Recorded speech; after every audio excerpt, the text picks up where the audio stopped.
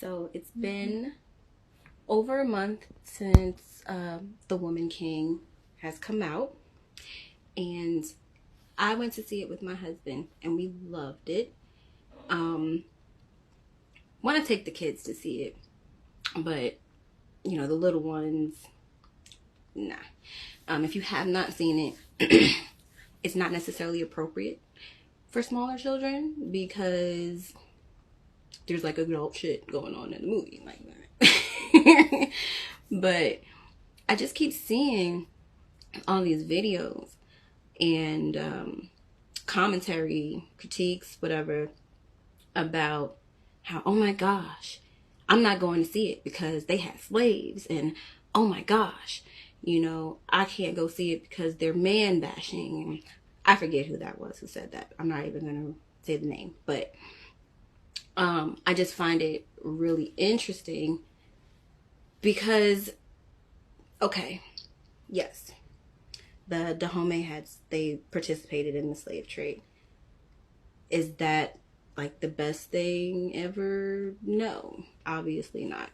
But they're not the only Africans who participated in the slave trade.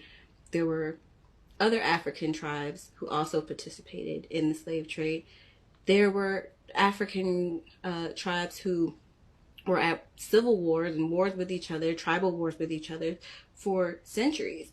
And so when they captured each other in those wars, at some point when the Europeans came in, they participated in the slave trade. It was not just the Dahomey.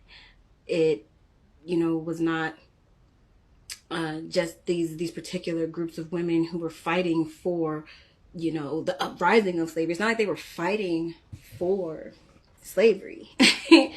They were a part of a system at the time that a lot of countries were a part of. And it was for profit. I recommend, seeing the movie, looking it up, and just, making that objection for yourself. But it really bothers me how many people are so upset about that particular fact because it's history. It's a part of our history. Is it pleasant? No, it's not pleasant. But human beings, like, be honest, we suck. Like, we do. We enslave each other. We fight each other. We bash each other. All types of things like that. It's very unfortunate. It is. But we are also have the ability to have conscious thought. And so that makes us redeemable because then we can redeem those actions that we have done. And that's what is the uplifting part of it, the optimistic part of it.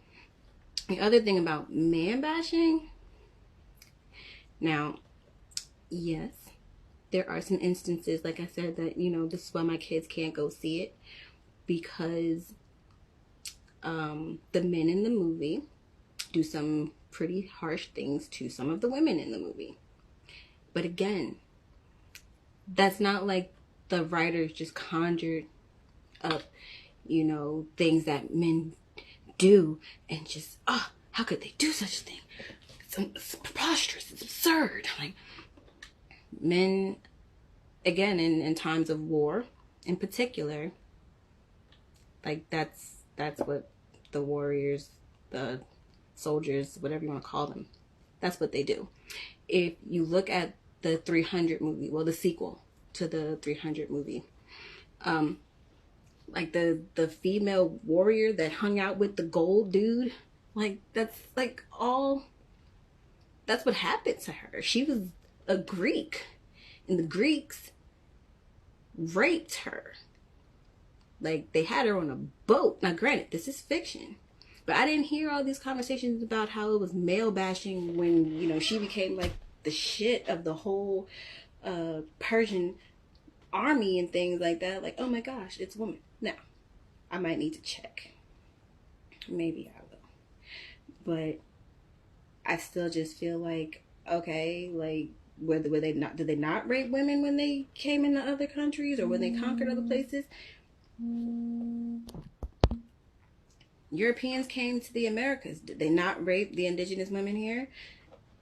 I mean, shit, I told you, humans suck. Like, and what do men typically do when they've been on warships for months and around a bunch of dudes and they find a country or a place that has a bunch of women that they can overpower and a bunch of men that they can kill so that the men can't stop them?